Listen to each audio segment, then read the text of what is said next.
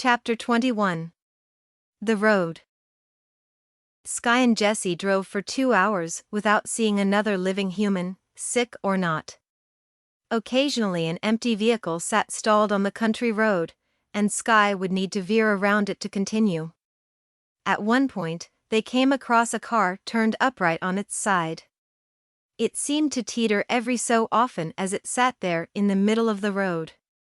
Sky took a deep breath and held it as she wiggled her jeep through the narrow space between the abandoned vehicle and the sharp mountain drop-off. When she made it through, she gasped for more air to tame her thumping heart. The story of each scene was a mystery. Some were relatively easy to figure out, others a puzzle. Sky and Jesse didn't look too hard, afraid of what was in those wrecked cars. While there were no living people, they saw plenty of dead ones. It was foreign and eerie. Sky and Jesse's face often paled, and their eyes widened at the sight. Sometimes the deceased were in a car pulled to the berm, sometimes they lay in the open alongside the road, once a man and a woman sat up against a tree holding hands.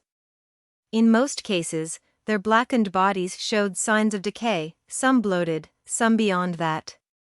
Other times, the birds had been at them. Tears spilled down Sky's face when they passed a woman who still looked normal. She must have come down this road only hours before. These were stories no one would ever hear. As Sky and Jesse drove on, the number of abandoned cars increased, and it was getting harder and harder to squeeze around them. Sky's hands tightened on the steering wheel, twisting against it. How much worse would this become? Another 15 minutes ticked by before they were forced to get out and push their first car out of the way. This kind of traffic was something she and Wade had not considered when planning their route. She realized too late they should have. Sky looked in the rearview mirror, then all around them as they sat behind the stopped vehicle. Where were Dylan and Wade? Sky had thought they would have been here long before now. Sky frowned at the blue automobile in front of them. If they wanted to get down this road, the car would need moved. Jesse, we will have to push this one. All right. He drew out the word, letting her know he didn't think much of this plan. We don't have a choice. They aren't here yet. I know. Jesse popped his door open. Let's get it over with. Sky got out of the jeep and put the blue car in neutral. She shoved the wheel the way she wanted the vehicle to go and stepped to the back beside Jesse. A loud crack sounded in the woods, and their heads whipped to the noise. Sky and Jesse stared at the forest for a moment, but saw nothing. They glanced at each other and let out nervous giggles. Sky pushed against the car, straining to move it, and was proud to see Jesse's effort made quite a difference to the task. The wind lifted her hair and whistled through the trees, and the long grass on the side of the highway stirred. Sky tried to ignore her wild imaginings, but couldn't help feeling someone was about to rush at them. Sky gave a mighty push. The car dipped into the meridian, and they both hurried back to the jeep. Once they slammed their doors shut, Sky locked them. I never dreamed this many empty cars would litter the highway. Where did all the drivers go? They couldn't all have gotten delirious at the same time. Perhaps a traffic jam and they all walked home? Another story with no ending. After 15 minutes of straining arms and sweat rolling down their bodies, they had pushed through another small clump of cars. Sky was relieved that the way ahead looked clear. Their route took them closer to the city. If the way thus far was any indication, abandoned vehicles would become a bigger problem. They could hardly stay in the jeep, as she promised, when they needed to push cars to the side of the road. In addition, the sick were starting to make an appearance. Jesse pointed out too, he saw looking through the trees at them. So far, the sick seemed content peering at her and Jesse from the wood's edge, but that wouldn't likely continue to be the case. The closer they got to civilization, the more sick there were likely to be. Sky thought about changing course, but Wade had impressed on her the need to stay on the roads he sent them on, the ones he and Dylan would use to follow them. But when she and Jesse crawled into their car only to drive a few paltry miles before seeing a sea of empty vehicles in front of them, she gave up. Her shoulders slumped as she turned to Jesse. "We are just going to have to find a different route. We can't do this." Eyeing the blocked lanes, Jesse agreed. "Maybe we should just go back." Sky looked ahead before turning and looking behind them. "I have to try, Jesse. This may be the last obstacle." Jesse raised an eyebrow, then sent her a doubtful expression.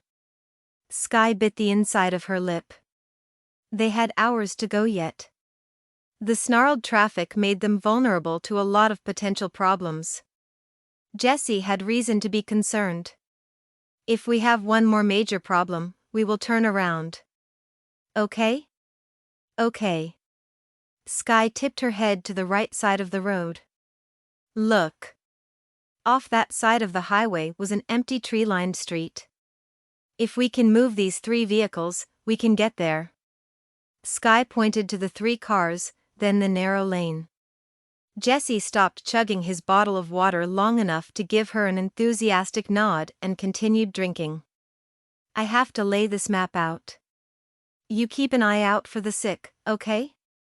They both hopped out of the car, looking around with a careful eye. Beside the Jeep was a sedan with a large truck in front of it. Sky walked to the sedan and spread the map out on its hood to plot her new route.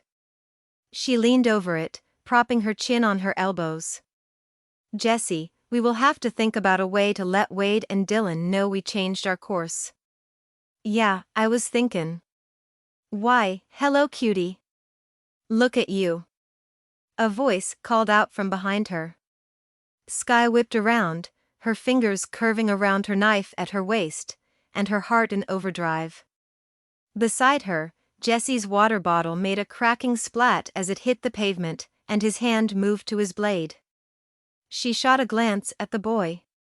"Jesse, if things go bad, you get in the car and go back to the Coles." "Nope, I ain't doing that." He was firm.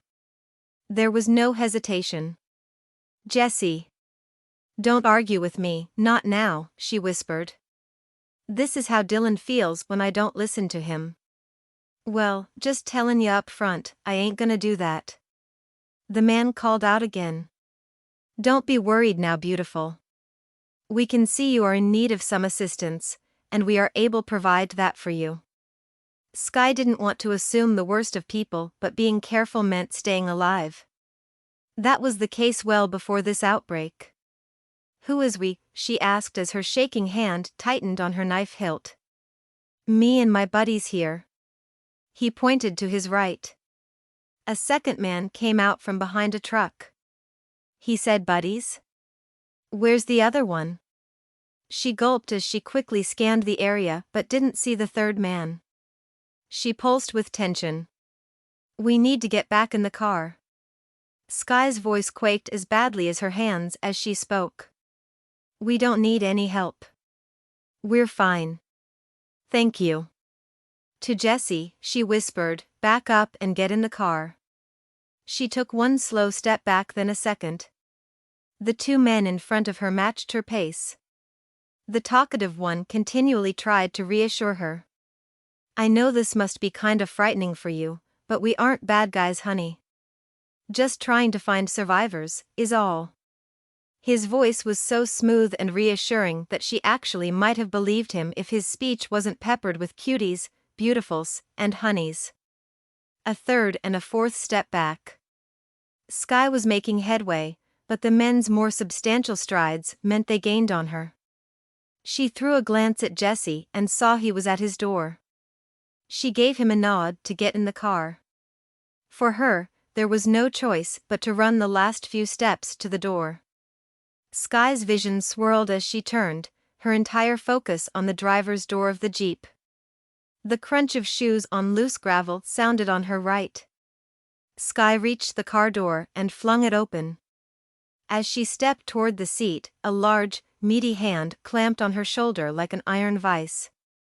He shoved her up against the hard, metal door frame.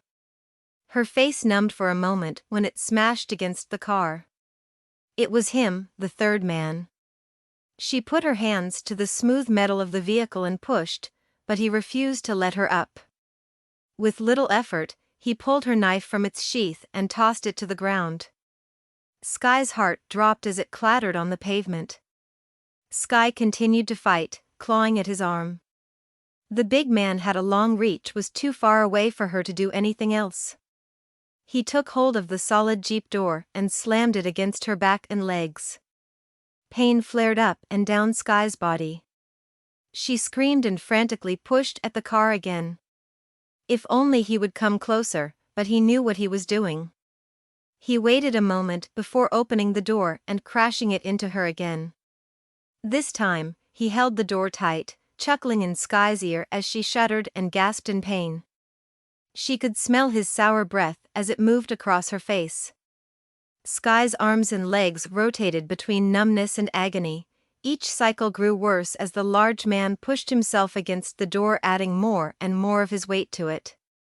Sure that her back would break any minute, Sky tried to grit her teeth against the pain, but soon her gasps turned to sobs. "Hey," the first man said, "I told you not to do anything until I said so.